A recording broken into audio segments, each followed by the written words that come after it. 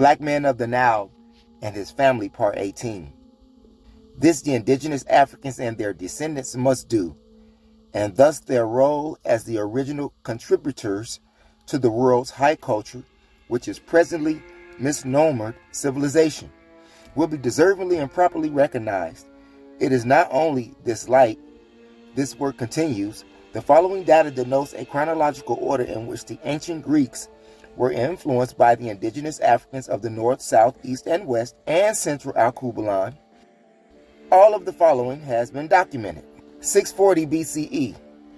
Thales received all of his basic education in Egypt along with his associates Anaximander and Anaximenes.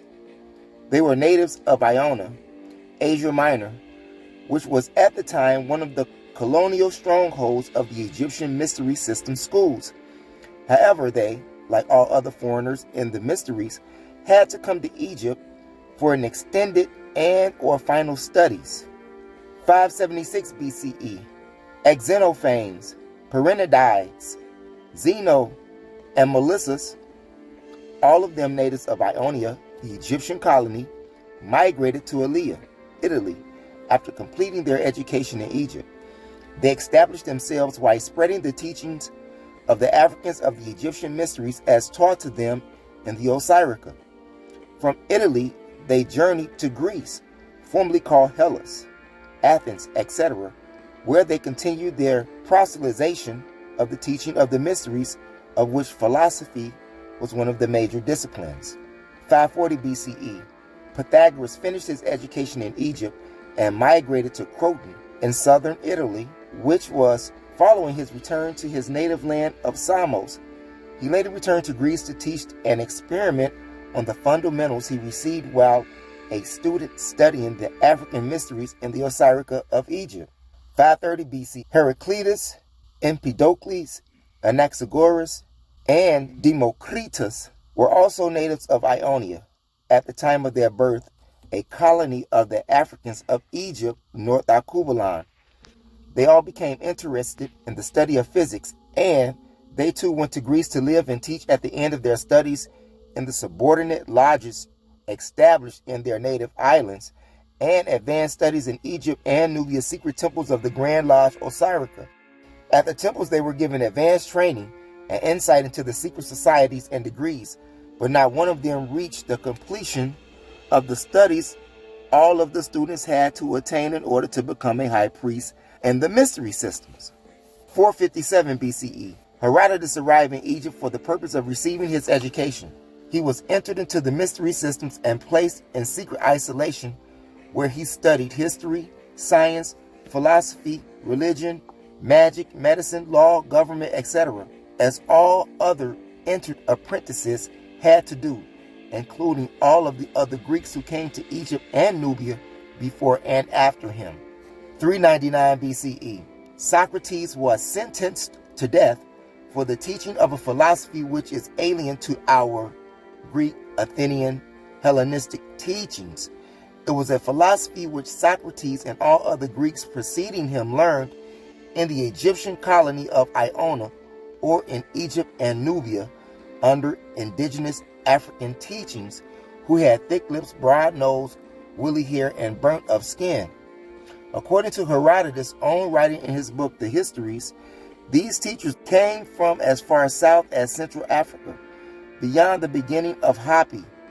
These facts are corroborated in Zealous History of Philosophy, pages 112, 127, 170 through 172. In this sense, Plato and Aristotle had to flee Greece to protect their own life, for they too were found guilty by the Greek Athenian government for teaching the same philosophy Socrates and Herodotus learned in Ionia and Egypt. Digressing somewhat from the chronological order of the so-called Greek and Ionian philosophers at the juncture of for a few brief moments on the above listing so far, it must be remembered that the periods mentioned in the history of the ancient Greeks from Thales, 640 BCE, to Aristotle, 332 BCE, the Ionians were not Greek citizens, but instead Egyptians and later Persian subjects. The following writers and their works are very, very clear on this latter point. Zealous History of Philosophy, pages 37, 46, 66 through 83, 112, 127, 170 through 172. W. Turner, History of Philosophy, page 34, 45, 53. Rogers, Student History of Philosophy, page 15. D.B. Alexander, History of Philosophy, page 13 and 21. E.B. Sanford, The Mediterranean World, page 157, 195 through 205. What were they all saying? That Greek philosophy is merely the continuation of the Africans of the Nile Valley and Great Lakes, especially Egypt and Nubia. Philosophical teachers, which were first carried into Ionia when said country was a colony of Egypt, Nubia, and Ethiopia, to Italy, and finally to Greece or Athens. Diodorus, the Greek scholar of Manetho, the African European high priest of Egypt during the so-called 32nd dynasty, recorded that Africans' Egyptian columns were found as far off as Nyassa and Arabia, and that the inscription of the columns showed that Isis, Egyptian goddess, and Osiris, Egyptian god, declared that they led an army into India to the source of the Ganges and as far as the Indus Oceans, meaning Indian Ocean. There could be no doubt that the Egyptian Empire, part of which is shown on page 396 of this volume, and its African mystery systems at a very clear date in ancient history included not only the islands off the Aegean Sea and Ionia, but it also stretched to certain extremities of the Asian Far East, which included the homeland of the so-called Indo-European Aryans, otherwise called Caucasians, light-skinned and dark-skinned, and Semites. The above account was not only the only one in which the indigenous Africans of Egypt are shown to have conquered all the way to India and probably much further east. Pharaoh Senusert I, who reigned over Egypt during the 7th dynasty, 1970 through 1936 BCE, conquered the entire coastline of India up to and beyond the Ganges River and to the Indian Ocean. There, in India, he left thousands of indigenous African soldiers, the same as General Ganges of Ethiopia, or whom the Ganges River is named, did. The descendants of the offsprings of the soldiers left by both these African commanders and others since are just segments of the present population of India, notably those of Madras. During the same period, he conquered India. Pharaoh Senusert I also captured Cyclades and a large part of the territory of southeastern Europe. Here too, there were thousands of indigenous African Negro Bantu Nigger soldiers who, along with their offspring and their offspring descendants, amalgamated freely with the indigenous African European population, members of the superior Great White Race, the same as they did in Asia.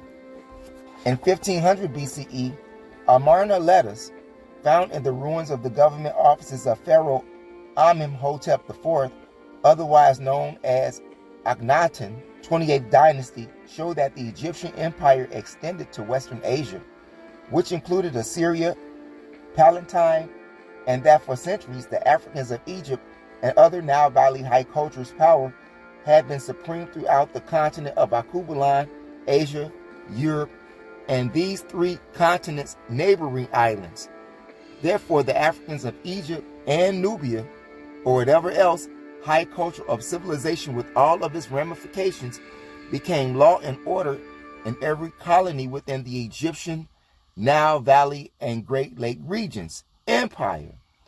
Proof of the preceding facts can be easily found in the following works: J.H. Breasted, Conquest of Civilization; Manetho's History of Egypt; Strabo's Dakaerchus; J. Kendrick's Ancient Egypt, Volume 1; J.J. Jackson, Introduction to African Civilization; Eva B. Sanford, The Mediterranean World; G.M. James, Stolen Legacy; Sir E.H. Wallace Bulge, History of Egypt; and G. Massey, Egypt's The Light of the World.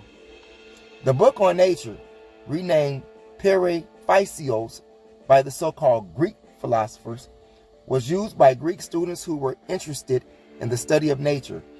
These same works these students were supposed to have written, but the earliest copies of said work are dated no further back into antiquity than 16th century BCE.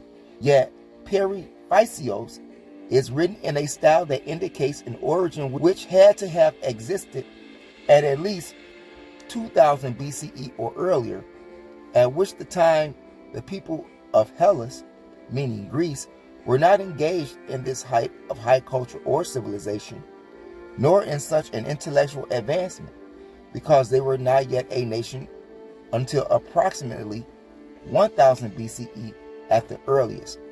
However, within the pages of Periphysios, one of the doctrinal bases of the philosophical concepts it teaches are plagiarized versions from the works of the Egyptians and Nubian mystery systems, the source from whence the forerunners of so-called Greek philosophy got their education.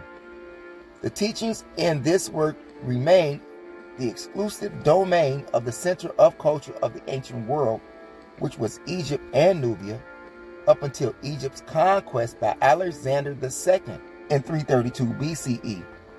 This was equally true until Aristotle and his school of Greek students compiled the indigenous African works of Egypt they found in the mystery systems libraries of the Osiris and claimed that to be their own. Some of the Greeks accredited with the origin of the said works, such as Heraclitus, Anaximenes, Anaxagoras, and Parmenides, were all students of Egypt, as well as other disciplines, and most of them were not in fact Greeks, but instead Ionians of Greek citizenship.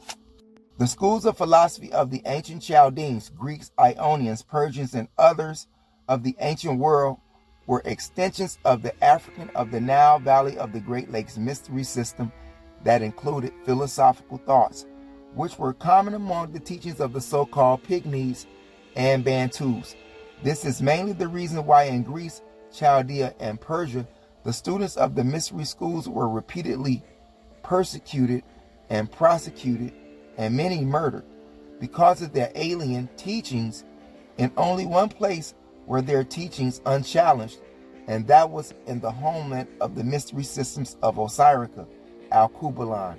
Yet all of the instructions were given in the strict secret by word of mouth, nothing whatsoever in the writing, according to the demands of Osiris, whose teachings were common among all of the subordinate schools or lodges of the colonies, which had their mother grand lodge of Luxor. Why? Because all colonial subordinate grand lodges were chartered by the one and only mother lodge at Luxor. The reliance upon Aristotle to establish the authorship of the indigenous Africans of Egypt and Nubia works, which, when compiled into a single unit, is called Greek philosophy, is by any stretch of the imagination incredulous. For nowhere in history is Aristotle accredited with a singulatory writing of any sort whatsoever before he had totally sacked the temples, pyramids, and lodges of the African mystery system in Egypt and Nubia following his arrival with Alexander II in 332 BCE as conquerors. After that time, the African works Aristotle did not place under his own name. He attributed to his fellow Greek colleagues, most of whom there are no records of their existence except their alleged authorship of the African works they stole. What they relate to in many ways to secret of Egypt and the Nile Valley high cultures, which they could not have possibly known unless they too were part and parcel of the Egyptian and Nubian mystery systems from its origin at the Great Lakes region of central Alkebulan. For further information on this area of the Nile Valley history, see the following works: Alfred Weber's History of Philosophy, page 16, Theophrastus, Fragment 2, Apud Dels, and G. Massey's Egypt, the Light of the World. There is in existence a list of alleged Greek philosophers who were personae non gratis within the Greek states, yet they continued accepting their source of wisdom and knowledge from Egypt and Nubia. They were men who kept their records in their head and operated in the deepest secrecy in fear of the Greek state persecuting and prosecuting them for teaching an alien philosophy, which was solely the Nile Valley African mysteries, a chronological list of the Greeks whom the philosophical teachings of the Nile Valley Africans of Egypt, Nubia, Meroe, Kush, Ethiopia, etc. are attributed and given the misnomer Greek philosophy. 325 BCE, Aristotle, with the aid of Alexander's chief general, who had by now declared himself Pharaoh of all Egypt, Sotar I, Ptolemy I, soldiers sacked the library and other repositories of the mysteries systems of Egypt and Nubia, removed and destroyed most of its invaluable works, and proclaimed many of the remaining ones to be of his own genius, the author. 274 or 194 BCE, Eratosthenes, a Stoic, compiled a chronology of his countrymen he called philosophers. They were the copiers who copied word for word the teachings of the African of Nubia and Egypt's mystery systems, Osiris secrets, all of which later Europeans, Britons, and European Americans have given the name Greek philosophy. Apollodorus, in 140 BCE, who drew another chronology of sorts similar to that of Eratosthenes during 274 through 194 BCE, was equally guilty of perpetuating the listing of his fellow Greeks as originators of the African philosophical concepts, which are today misnomered Greek philosophy. 60 through 70 BCE, Andronicus, the 11th head of the Peripatetic school, drew the third list of the so-called Greek philosopher up to this era, and therefore, which included Ionians, Cretians, Samosans, and Africans. Another major observation of the so-called Greek philosophers and Greek philosophy must be made at this juncture in the chronological order in which the alleged philosophers followed each other. That is, only 3 of the Athenians, Greeks, given said label date of birth could be confirmed without any question of their ever having lived at all. They are Socrates, whose place of birth is questionable, Plato, and Aristotle. Orthodox European and European American historians and other educators generally agree to the certainty of these 3 dates of birth, for all of others of this type of information is non-existent or purely speculative. Many are only traditional in the mythological of Greek history. No history of their existence is available other than the references to them in the chronologies which each chronicler copied from the original and otherwise edited to suit his or her prejudice. In this context, the so-called pre-Socratic Greek philosophers are listed according to the speculative chronology of Diogenes Laertius, himself quite indefinite on their date of birth or origin. Most of them, as mentioned before, have questionable existence, but the guessing game continues from the original Greek chroniclers to the current philosophers, professors, and philosophy historians and other educators of white studies in the United States of America, Great Britain, and Europe. All of the above mentioned Greek personalities and to those who follow have been presented by the Europeans and European American authorities in every major institution of learning, as well as in elementary schools, private, public, or religion, as originators of every concept in the so-called Greek philosophy, and not one of them have given credit to the first African Egyptians, or not for one concept within Greek philosophy, which even includes that which Aristotle stole out of the lodges and pyramids and temples of Egypt and Nubia in his light. It is equally noted that none of the personalities misnomered Greek philosophers was in existence within 1,000 years after the Africans of Egypt published their last of philosophical concept, shown in their book of the coming forth by day, so-called Egyptian Book of the Dead, of the Papyrus of Ani, as translated into English by Sir Ernest A. Wallace Bulge, 1895 CE. The Pyramid Text, the Coffin Text, the Negative Confessions, and or the Osirian Drama. Now one of them lived during the Third Dynasty, 2780 through 2680 BCE, at which that time Imhotep, the great god of medicine whom the Greeks called Asclepius, wrote philosophically. Neither was any of them in existence when countless numbers of indigenous Africans of Timeri, Ethiopia, Carthage, Nubia, Meroe, Punt, Numidia, and other nations along the more than 4,100 miles Nile River and the Great Lakes region were teaching and preaching their philosophical concepts, which later became the basics for the mystery systems of the Osirica in the Grand Lodge of Luxor, Thebes, where most of the Greeks came for their education in philosophy and other disciplines. Yet we are taught by the so-called authorities in white studies, setting that most of the so-called Greek philosophers reached the same conclusions and wrote on the same subjects before the indigenous Africans of North and East Alkebulan. This had to be done as a plagiarized versions of the Africans' works in philosophy by their European students from Greece, Rome, and other lands were proven to be in some instances word for word dialogues of the African works, which are otherwise labeled now Greek philosophy. They were and are still and would forever be African philosophical concepts and teachings, all of which were foreign to the Greeks, and for which many of the Greeks that eventually learned them were persecuted, prosecuted, tortured, and even murdered by the Greeks, including the star of them all, Socrates.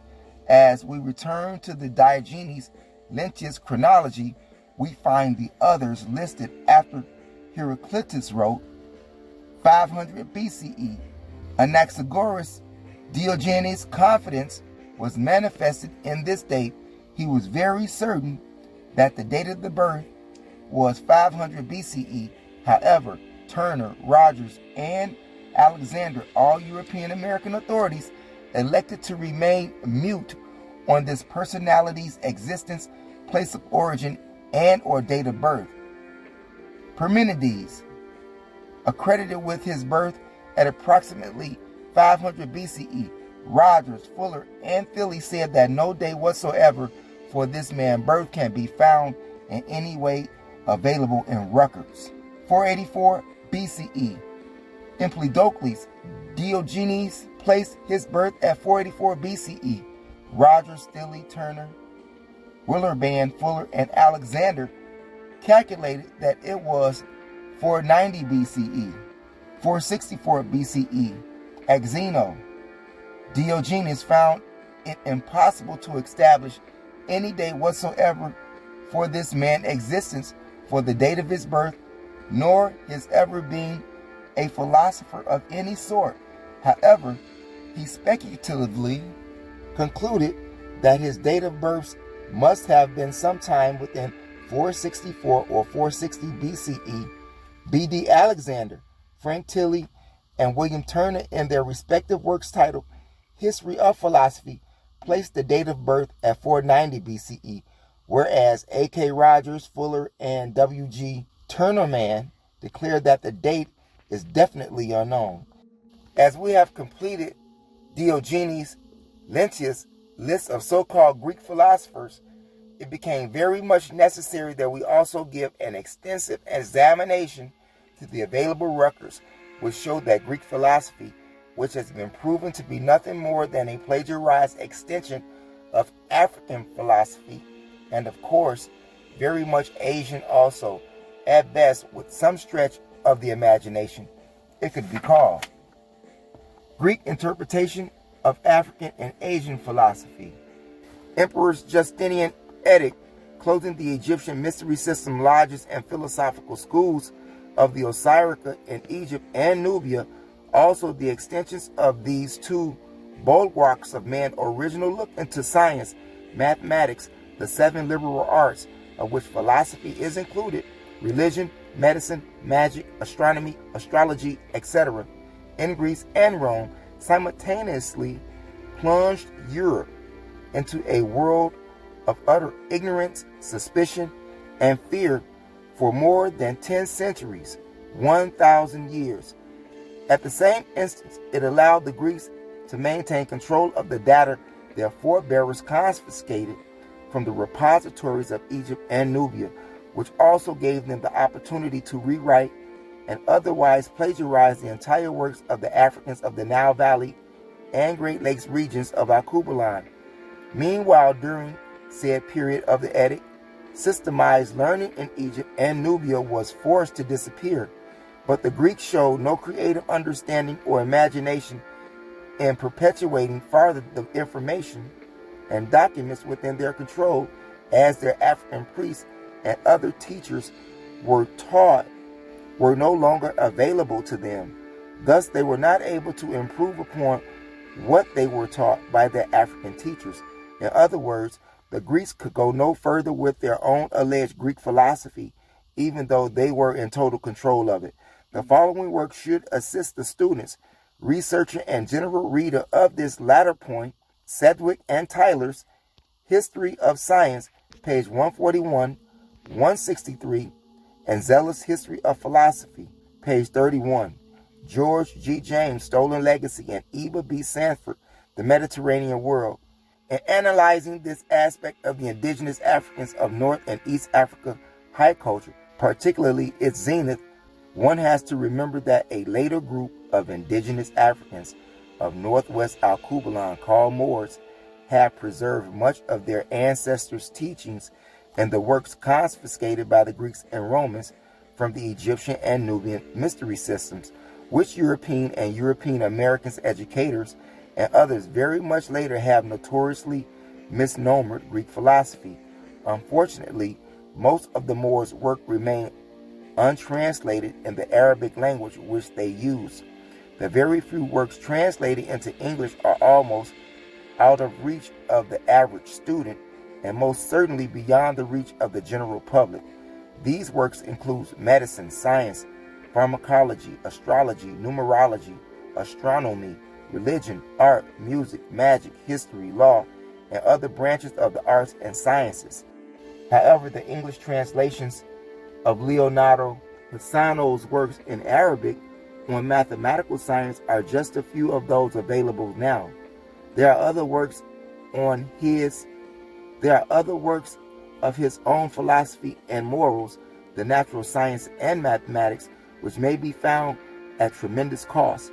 Equally, these are available English translations of Gidio, the monk from Arezzo, musical notations in Arabic, which were copied from Nile Valley African treatises and other works.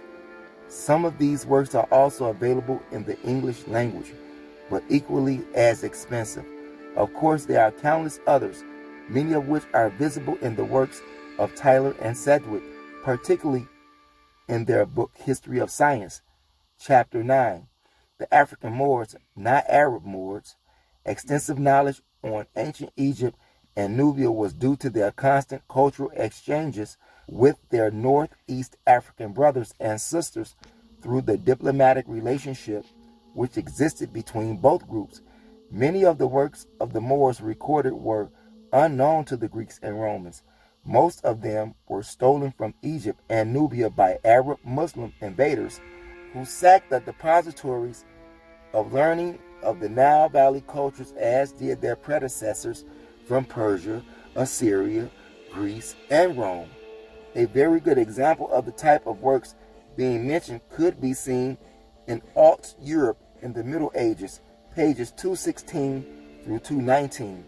It should be also noted that a number of medieval European scientists and members of other disciplines, such as Copernicus, Roger Bacon, and Johann Kepler, received much of their basic understanding from the researches they made when they became in contact with the original treatises on science which the Africans of Northeast and North Africa originated and developed, and from works which the Moors introduced to the Europeans when they entered the Iberian Peninsula, Spain, Portugal, and southern France. 711 CE, under the command of the African general Tariq, for whom the Rock of Gibraltar is named. True, the Arab Moors and Berber Moors also contributed in this respect to the Europeans, but they followed the African Moors. The following works were testimonies of the above: C.H. Val, Ancient Mysteries; F.H. Hitti, History of the Arabs; A. Besant, Esoteric Christianity; Copernicus and Kepler's writings shown in great books of the Western world; S. Lane Poole, The Moors in Spain; J. A. Rogers, World Great Men of Color; Herodotus, History Book 3. It must be noted that these works also show that Pythagoras, a native son of Samos, secured the necessary consent of the indigenous Africans of Egypt and Nubia before he was allowed to enter the mystery systems to learn some of the secrets of Osiris, which the African Moors also alluded to.